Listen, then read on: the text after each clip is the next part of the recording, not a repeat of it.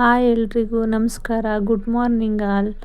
ಇವತ್ತು ನಾವು ಎಲ್ಲೆಲ್ಲೆಲ್ಲ ಹೋಗ್ತೀವಿ, ಏನೇನು ಕೆಲಸ ಮಾಡ್ತೀವಿ, ಯಾವ ಸ್ಥಳ ನಿಮಗೆ ತೋರಿಸ್ತೀವಿ ನೋಡಿ ಬನ್ನಿ.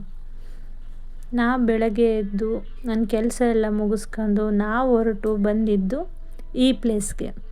ಈ ಪ್ಲೇಸ್ ಯಾರ್ಯಾರೆಲ್ಲ ನೋಡಿದ್ದೀರಾ ಅವರು ಲೈಕ್ ಮಾಡಿ ಕಮೆಂಟ್ ಮಾಡಿ ಇದು ಯಾವ ಪ್ಲೇಸ್ ಅಂತ ಹೇಳ್ಬಿಟ್ಟು ಹೇಳಿ ನೋಡೋಣ. ಎಷ್ಟು ಜನಕ್ಕೆ ಈ ಪ್ಲೇಸ್ ನೋಡಿರೋದು, ಈ ಪ್ಲೇಸ್ ಬಗ್ಗೆ ಮಾಹಿತಿ ಗೊತ್ತಿದೆ ನೋಡೋಣ, ಕಮೆಂಟ್ ಮಾಡಿ.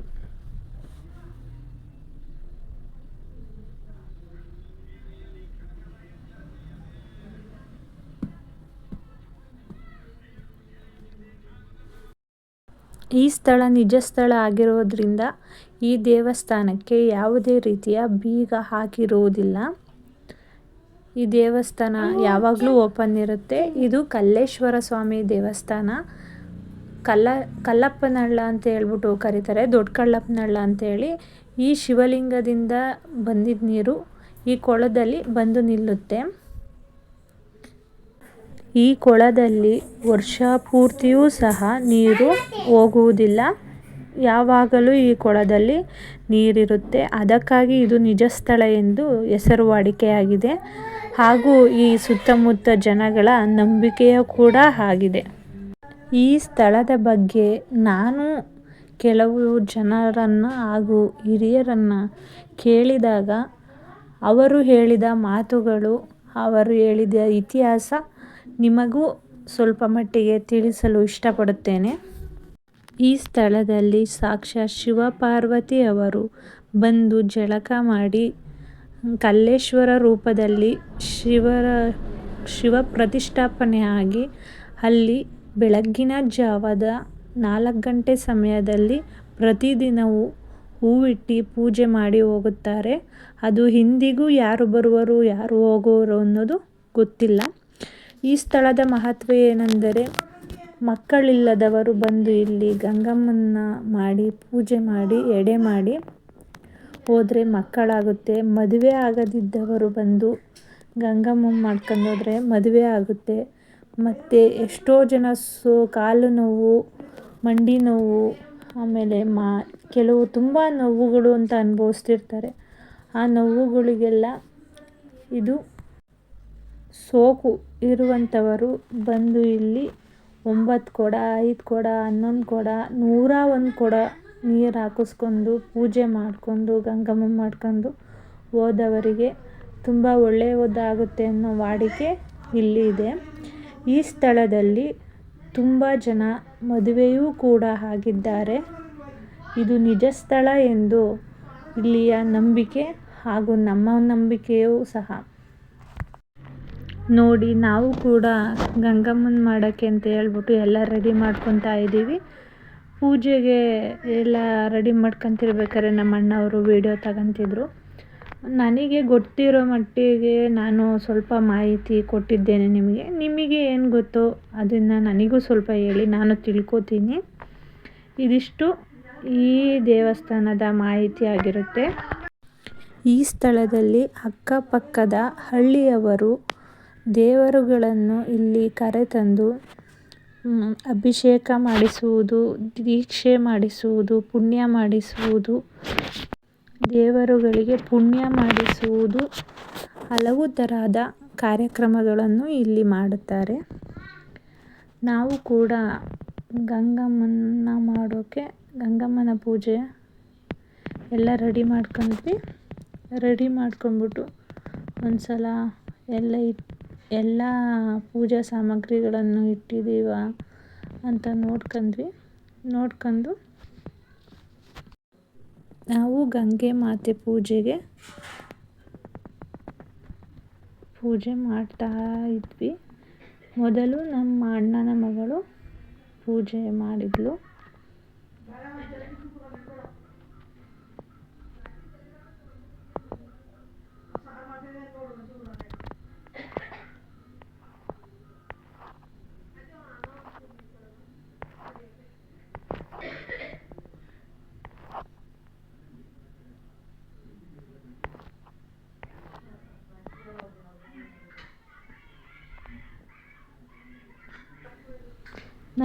ನಮ್ಮ ಅಣ್ಣನ ಮಗಳು ಪೂಜೆ ಮಾಡಿದ ನಂತರ ನಮ್ಮ ಅಮ್ಮ ಅವರು ಪೂಜೆ ಮಾಡಿದರು. ಅವ್ರು ಪೂಜೆ ಮಾಡಿದಾದಮೇಲೆ ನಾನು ಕೂಡ ಪೂಜೆ ಮಾಡಿದೆ.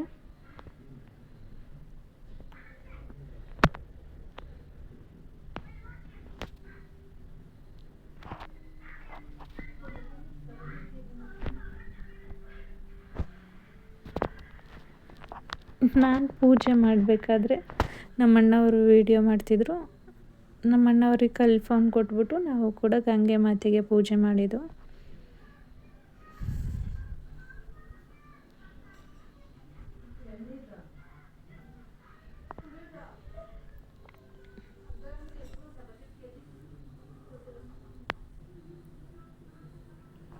ಒಂದ್ಸಲ ಕಲ್ಲೇಶ್ವರ ದೇವರಿಗೂ ತಿರುಗಿ ನೋಡಿಬಿಟ್ಟು ಅಲ್ಲೂ ಕೂಡ ಪೂಜೆ ಮಾಡಿಬಿಟ್ಟು ಈ ಕಡೆನೂ ಪೂಜೆ ಮಾಡಿ ನಂತರ ಕೊಳಕ್ಕೂ ಸಹ ಪೂಜೆ ಮಾಡಿ, ಈ ಕೊಳದಲ್ಲಿ ತೇರು ಸಹ ಮುಳುಗಿದೆ ಅನ್ನೋ ವಾಡಿಕೆ ಇದೆ, ಜನರ ಮಾತುಗಳು ಕೇಳ್ಪಟ್ಟೆ.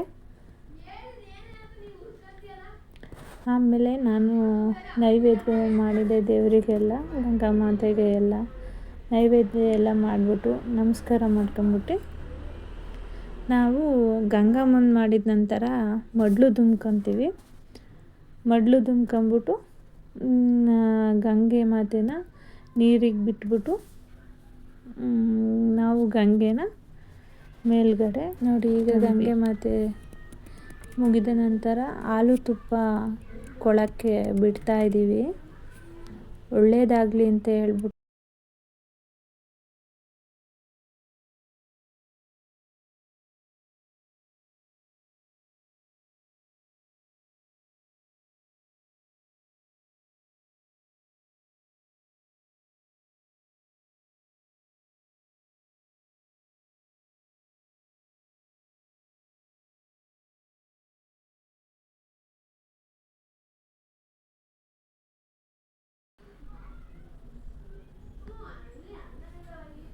ನಮ್ಮ ಅಣ್ಣನ ಮಗಳಿಗೆ ಮಡ್ಲು ತುಂಬಿದ ನಂತರ ನಮ್ಮಮ್ಮ ಅವರಿಗೂ ಮಡ್ಲು ತುಂಬಿದೆ.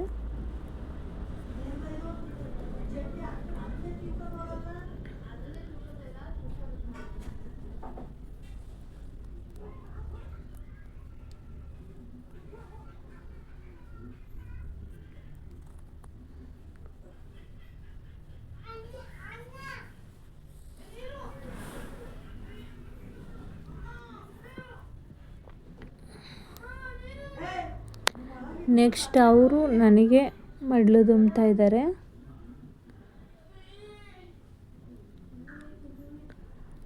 ಮಡ್ಲು ತುಂಬಿ ನಮಸ್ಕಾರ ಮಾಡ್ಕೊಂಡು ಗಂಗೆ ಎಲ್ಲ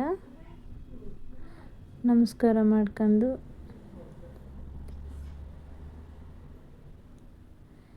ಈಗ ನಾವು ಗಂಗೆನ ಹೊತ್ಕೊಂಡು ಮೇಲ್ಗಡೆ ಬರ್ತೀವಿ.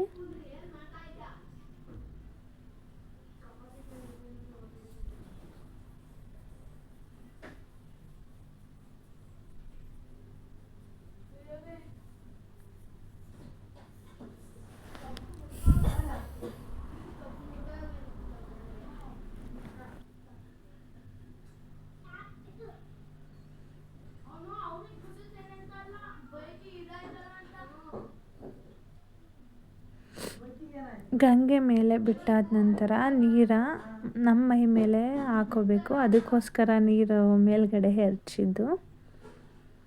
ನೀಟಾಗಿ ನಾನು ಅಲ್ಲಿರೋ ಮಣ್ಣೆಲ್ಲ ನೀಟಾಗಿ ಒರೆಸ್ತಾ ಇದ್ದೀನಿ. ಗಂಗೆ ಕೆಳಗಡೆ ಬಿಟ್ಟ ಮೇಲೆ ಅಲ್ಲೇನು ಉಳಿಬಾರ್ದು ಅಂತ ಹೇಳ್ಬಿಟ್ಟು ನೀಟಾಗೆಲ್ಲ ಕ್ಲೀನ್ ಮಾಡ್ತಾ ಇದ್ದೀನಿ. ನೆಕ್ಸ್ಟ್ ಅಲ್ಲಿಂದ ನಾವು ಗಂಗೆ ತಗೊಂಡು ಮೇಲ್ಗಡೆ ಬಂದ್ವಿ.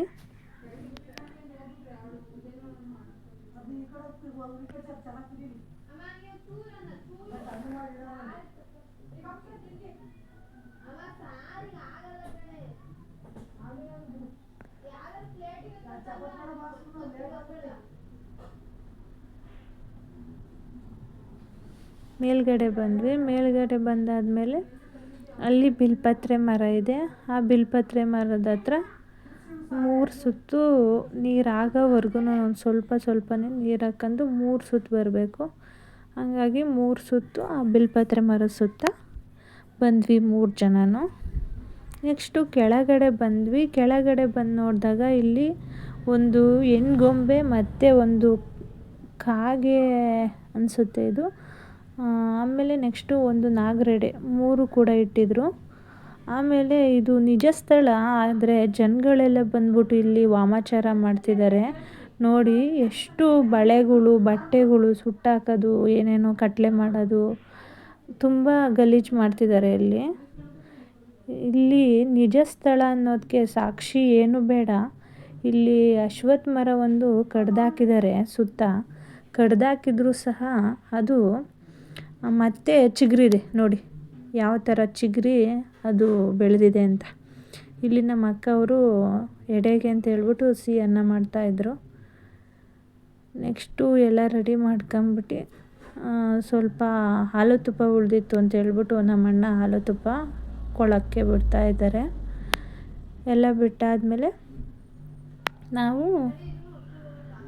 ಎಲ್ಲ ರೆಡಿ ಮಾಡ್ಕೊಂಡು ಮೇಲ್ಗಡೆ ಬಂದ್ಬಿಟ್ಟು ಎಡೆ ಎಲ್ಲ ಇಟ್ಬಿಟ್ಟು ಪೂಜೆ ಮಾಡ್ತಾಯಿದ್ದಾರೆ ನೋಡಿ. ನಮ್ಮ ತಂಗಿ ಪೂಜೆ ಮಾಡ್ತಾಯಿದ್ದಾರೆ, ನಮ್ಮ ಅಣ್ಣನ ಮಗಳು ಪೂಜೆ ಮಾಡ್ತಾಯಿದ್ದಾರೆ.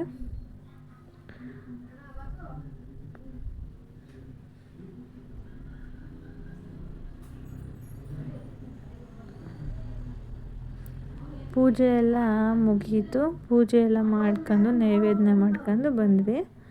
ನೆಕ್ಸ್ಟು ನಾನು ತುಂಬ ಸಲ ಹೋಗಿದ್ದೀನಿ, ಬಟ್ ನನಗೆ ಈ ಕಲ್ಲು ಈ ದೇವರು ಯಾವುದು ಅಂತ ಗೊತ್ತಿರಲಿಲ್ಲ. ಇದು ಬಂದ್ಬಿಟ್ಟು ಪುಣ್ಯ ಸ್ಥಳ, ನಿಜ ಸ್ಥಳ ಅನ್ನೋ ವಾಡಿಕೆ ಇಲ್ಲಿರೋದು. ಆದರೆ ಇಲ್ಲಿ ದೇವರು ಲಕ್ಷ್ಮೀ ದೇವರು ಅಲ್ಲ. ಇದು ದೇವರು ಕೈಲಿ ಕತ್ತಿ ಹಿಡ್ದಿದೆ, ನಾಗರ ಎಡೆ ಇದೆ, ಸಿಂಹದ ಮೇಲೆ ಕೂತಿರೋ ಥರ ಇದೆ. ಇದು ಯಾರೋ ರೀಸೆಂಟಾಗಿ ತಾಂಬಂದು ಇಟ್ಟೋಗಿರೋ ಅಂಥ ವಿಗ್ರಹ ಆಗಿದೆ ಇದು ಚೌಡಿ ರೂಪದ ವಿಗ್ರಹ ಅನಿಸುತ್ತೆ. ಬಟ್ ಇದೇನು ಅಂತ ನನಗೂ ಸರಿಯಾಗಿ ಗೊತ್ತಿಲ್ಲ. ನಿಮ್ಗೇನಾದರೂ ಗೊತ್ತಿದ್ದರೆ, ಇಲ್ಲ ನೀವು ನಮಗಿಂತ ಫಸ್ಟ್ ಏನಾದರೂ ನೋಡಿದರೆ ಏನು ಅಂತ ನೀವು ಕಮೆಂಟ್ ಮಾಡಿ ನಮ್ಮ ಹತ್ರ ಹೇಳಿ. ಬಟ್ ನನಗನ್ಸುತ್ತೆ ಇದು ನಿಜ ಸ್ಥಳದಲ್ಲಿ ಇದು ಈ ದೇವ್ರು ಇಟ್ಟಿದ್ದಾರಲ್ಲ, ಇದು ಏನಿರ್ಬೋದು ಅನ್ನೋದು ನನಗೂ ಕೂಡ ಒಂದು ಡೌಟ್ ಇದೆ. ಇದು ಒಟ್ಟಾದರೆ ಡೌಟಲ್ಲಿದೆ, ಏನು ಅಂತ ಸರಿಯಾಗಿ ಗೊತ್ತಿಲ್ಲ. ನೋಡೋಣ, ನಿಮ್ಗೇನಾದರೂ ಗೊತ್ತಿದ್ದರೆ ಕಮೆಂಟ್ ಮಾಡಿ. ನಾನು ಅಂದ್ಕೊಂಡಿದ್ದೀನಿ ಇದು ಚೌಡೇಶ್ವರಿ ಅಂತ ಹೇಳಿ. ಕಾರಣ ಬಂದು ಕೈಲಿ ಕತ್ತಿ ಇದೆ, ತಲೆ ಮೇಲೆ 5 ಸರ್ಪ ಇದೆ. ಹಾಗಾಗಿ ಇದು ನಮ್ಮ ಕಲ್ಲೇಶ್ವರ ದೇವರು ಗರ್ಭಗುಡಿ ಒಳಗಡೆ. ನೋಡಿ ನೀಟಾಗಿ ವಿಡಿಯೋ ಮಾಡಿದ್ದೀನಿ ಆದಷ್ಟು. ನೆಕ್ಸ್ಟು ಎಡೆ ಎಲ್ಲ ಇಟ್ಟು ಪೂಜೆ ಎಲ್ಲ ಮುಗಿದ್ಮೇಲೆ ಎಲ್ಲ ಆಚೆ ಬಂದ್ವಿ. ನೋಡಿ ನಮ್ಮಣ್ಣ ನಾವೆಲ್ಲ ವೀಡಿಯೋ ಮಾಡ್ಕೊತಿದ್ರೆ ಅಣ್ಣ ನಗಾಡ್ತಾ ಕೂತಿದ್ದಾರೆ ಅಲ್ಲಿ. ಅವ್ರದ್ದು ಕೂಡ ಮಾಡಿರೋ ಪ್ರಸಾದ. ನಾನು ಪ್ರಸಾದ ಎಲ್ಲರೂ ತಗೋಬೇಕು ಅಂತ ಹೇಳ್ಬಿಟ್ಟು ಪ್ರಸಾದನ ಅಲ್ಲೇ ಸ್ವಲ್ಪ ತಿನ್ನಬೇಕು ಅಂತ ಹೇಳ್ಬಿಟ್ಟು ಅಲ್ಲೇ ತಿಂತಾಯಿದ್ದೀವಿ.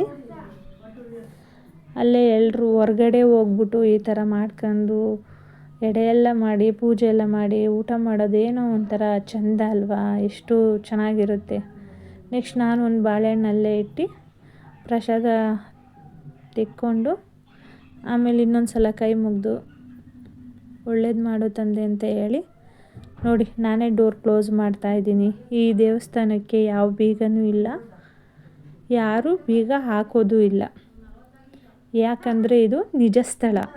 ನಿಜ ಸ್ಥಳಕ್ಕೆ ಸಾಕ್ಷಿನೇ ಇಲ್ಲಿರುವ ಹಿರಿಯರ ಮಾತುಗಳು ಹಾಗೂ ಅವರು ನಂಬಿರುವಂತಹ ದೇವರು. ಇದು ಕಲ್ಲೇಶ್ವರ ಸ್ವಾಮಿ ಅವರ ನಂಬಿಕೆಗೆ ಕೊಟ್ಟಿರುವಂತಹ ಫಲ ಇಲ್ಲಿಯ ನಂಬಿಕೆ. ನೆಕ್ಸ್ಟು ನಾವೆಲ್ಲ ಕೆಲಸ ಮುಗಿಸ್ಕೊಂಡು ನಾವು ತಂದಿರೋ ವಸ್ತುಗಳನ್ನೆಲ್ಲ ಡಿಕ್ಕಿಯಲ್ಲಿ ಹಾಕೊಂಡು ನಾವು ಮನೆ ಕಡೆ ಹೊರಟ್ವಿ.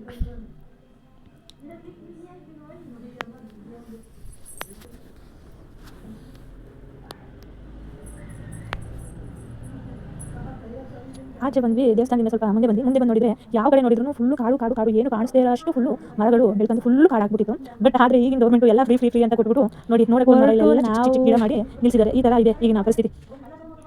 ಸ್ವಲ್ಪ ನೋಡೋಣ ಅಂತ ಅಂದ್ರೂ ದೊಡ್ಡ ಮರಗಳು ಒಂದು ಇಲ್ಲ, ಆ ಥರ ಮಾಡಿದ್ದಾರೆ. ಎಲ್ಲ ಫುಲ್ ಕ್ಲೀನ್ ಬೋರ್ಡ್ ಆಗಿಬಿಟ್ಟೈತೆ ನೋಡಿ ನಮ್ಮ ಫಾರೆಸ್ಟ್ ಇದು.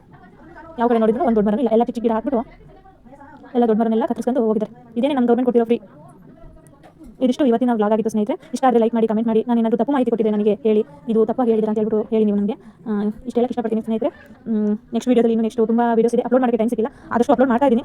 ಲೇಟ್ ಆಗಿದೆ ಸ್ವಲ್ಪ, ಸಪೋರ್ಟ್ ಮಾಡಿ, ಲೈಕ್ ಮಾಡಿ, ಕಮೆಂಟ್ ಮಾಡಿ, ಸಬ್ಸ್ಕ್ರೈಬ್ ಮಾಡ್ಕೊಡಿ. ನೋಡೋರು ಯಾರು ಲೈಕ್ ಕೊಡದೆ ಅದಕ್ಕೆ ನಿಲ್ಲಿಸಿ ಹೋಗಬೇಡಿ, ಫುಲ್ ವೀಡಿಯೋ ನೋಡಿ. ಇಷ್ಟು ಹೇಳಕ್ಕೆ ಟೈಮ್ ಮಾಡಿಕೊಟ್ಟು ಇಷ್ಟು ನನ್ನ ವೀಡಿಯೋ ನೋಡ್ತಿದ್ದೀರಾ ಪ್ರೀತಿಯಿಂದ ನನಗೆ ಥ್ಯಾಂಕ್ ಯು ಸೋ ಮಚ್.